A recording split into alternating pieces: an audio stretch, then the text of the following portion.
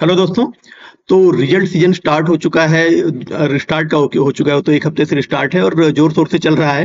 And कुछ कंपनियों के रिजल्ट आ रहे हैं जो काफ़ी बेटर आ रहे हैं और कुछ कंपनियों के रिजल्ट काफ़ी खराब भी आ रहे हैं। ऐसी कुछ कंपनियों के जो मेरे पोर्टफोलियो में है उनके रिजल्ट्स आते हैं तो मैं इनको ट्रैक करता हूँ और उनके वीडियो बना करके मैं आप लोगों के लिए अपने चैनल के ऊपर अपलोड कर देता हूँ। ऐसी मेरी एक पोर्टफोलियो कंपनी है इंटर आर्क बिल्डिंग सॉल्यूशंस, जिसका रिजल्ट आ गया है और काफ़ी शानदार रिजल्ट इन्होंने पोस्ट किए हैं, जिसके बारे में हम अभी डिस्कस करेंगे।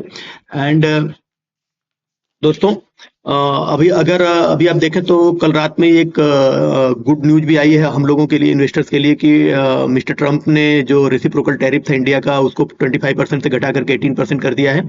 तो देखते हैं मार्केट उनको किस तरीके से रिएक्ट करता है। एंड दोस्तों, चलिए दोस्तों इनके रिजल्ट के बारे में डिस्कस कर लेते हैं इंटर आर्क के।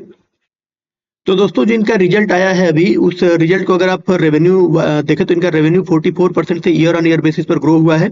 एंड जो लास्ट ईयर के क्वार्टर थ्री में इनका रेवेन्यू 36,927 लाख हुआ करता था, वो बढ़कर के भी 53,013 लाख हो गया है।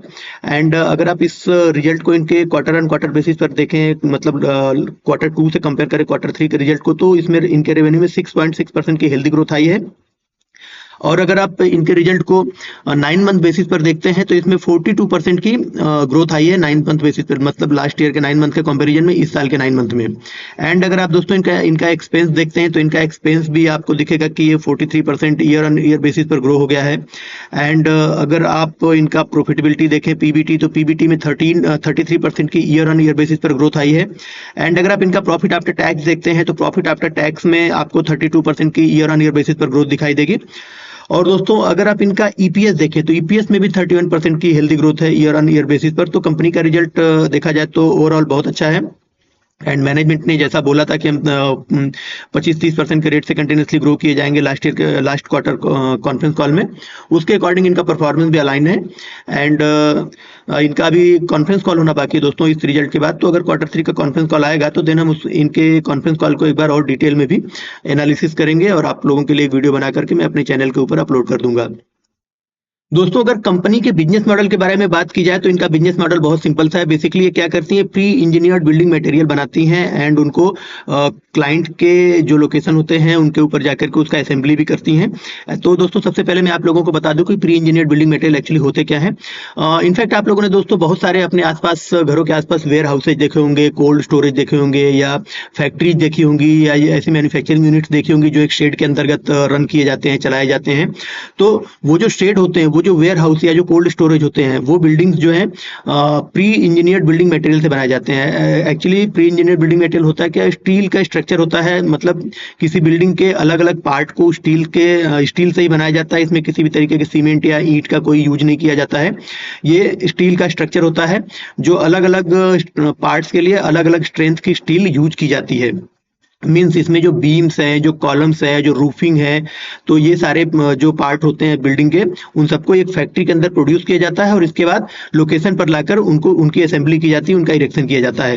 एंड प्री इंजीनियर्ड बिल्डिंग ये दोनों ही काम करता है, मतलब कि एक क्या करता है, क्लाइंट से सबसे पहले आपको अगर अपने जो आपकी जो लोकेशन, आपके लोकेशन पर अगर आपको प्री इंजीनियर्ड बिल्डिंग से मटेरियल से बिल्डिंग बनानी है तो आप इनको कॉन्ट्रैक्ट देते हैं। कॉन्ट्रैक्ट के बेसिस पर ये आपके लिए इंजीनियरिंग करते हैं, डिजाइन करते हैं। इसके बाद अपनी फैक्ट्री के अंदर वो सारा का सारा जो बिल्डिंग का पार्ट है उसको रेडी करते हैं। रेडी करने के बाद उसको ट्रांसपोर्ट करके आपके लोकेशन पर लेके जाएंगे।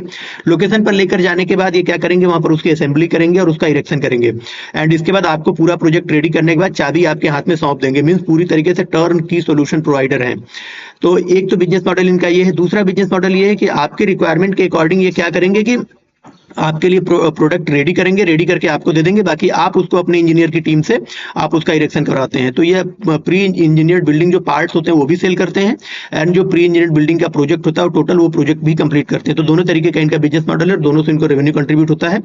एंड दोस्तों, अगर आप देखें तो इनका मार्केट कैप बहुत छोटा सा है, 3,500 करोड़ के मार्केट कैप की स्मॉल कैप कंपनी। और इनका मैनेजमेंट अपने बिजनेस को लेकर के काफी श्योर है, क्योंकि इनके मैनेजमेंट को इस फील्ड का जो बिल्डिंग कंस्ट्रक्शन इंडस्ट्री है इसका 40 ईयर से ज्यादा का एक्सपीरियंस है। और मैनेजमेंट अपने आप को बोलता भी है कि हम प्री इंजीनियर्ड बिल्डिंग का जो सेगमेंट है, इस सेगमेंट के फरारी हैं और हमारी तुलना किसी से नहीं की जा सकती है। और दोस्तों अगर आप इनके पास मैन्युफैक्चरिंग कैपेसिटी देखें तो इनके पास 8 मैन्युफैक्चरिंग यूनिट्स हैं, जिसमें से 2 मैन्युफैक्चरिंग यूनिट इनके उत्तराखंड में है, 2 तमिलनाडु में है, 3 आंध्र प्रदेश में है और 1 गुजरात में है। एंड इनकी जो टोटल कैपेसिटी है annual pre engineered building material manufacture करने की, वो है 2 lakh metric ton per annum है। और दोस्तों अगर आप इनके क्लाइंट्स की लिस्ट में देखें तो इंडिया के जो बड़ी बड़ी इंडस्ट्रीज है, जो बड़े बड़े जाइंट है और सालों से बिजनेस कर रहे हैं, 40-50 सालों से, वो सारे इनके क्लाइंट है। जैसे एशियन पेंट इनका क्लाइंट है, आदित्य बिरला ग्रुप इनका क्लाइंट है, एंड इसके अलावा टाटा प्रोजेक्ट इनका क्लाइंट है। इसके अलावा हिंदुस्तान यूनिलीवर की फैक्ट्रियां आप लोगों ने देखी होंगी, वो भी इनके क्लाइंट है। रिलायंस इंडस्ट्रीज पिछले 40 सालों से इनका क्लाइंट है। एंड इसके अलावा अभी इन्होंने रिसेंटली हैवेल्स के से प्रोजेक्ट भी कंप्लीट करने शुरू किए। हैवेल्स के अलावा इनको जिंदल स्टील के भी प्रोजेक्ट मिले हैं, प्लस एम्पल पावर प्रोजेक्ट है, एंड प्लस टिमकेन इंडिया है, टेक्नो इलेक्ट्रिक के लिए डाटा सेंटर भी रेडी कर रहे हैं। तो कई तरीके के नए क्लाइंट्स भी इनके साथ ऑनबोर्ड हो रहे हैं। और अगर आप देखें तो इनके जो रेवेन्यू है, इनका 82% रेवेन्यू कंट्रीब्यूशन इनके रिपीट कस्टमर से आता है और 18% रेवेन्यू इनके नए क्लाइंट से इनको आता है। और दोस्तों Q2 के रिजल्ट के बाद जो मैनेजमेंट ने कॉन्फ्रेंस कॉल किया था, उसमें उन्होंने बोला था कि उनके पास 1650 करोड़ का हेल्दी ऑर्डर बुक भी है। तो ऑर्डर बुक भी काफी हेल्दी है। एंड अभी रिसेंटली अभी इनका जो अब कॉन्फ्रेंस कॉल होगा, इसके बाद इनका देखेंगे कि इनके पास कितना ऑर्डर बुक है और इनके पास क्या क्या नए प्रोजेक्ट है। तो दोस्तों इनके कॉन्फ्रेंस कॉल के बाद मैं एक नया वीडियो बना करके आप लोगों के लिए अपने चैनल के ऊपर अपलोड कर लूंगा। तब तक मिलते हैं किसी नए वीडियो एनालिसिस के साथ। Thank you.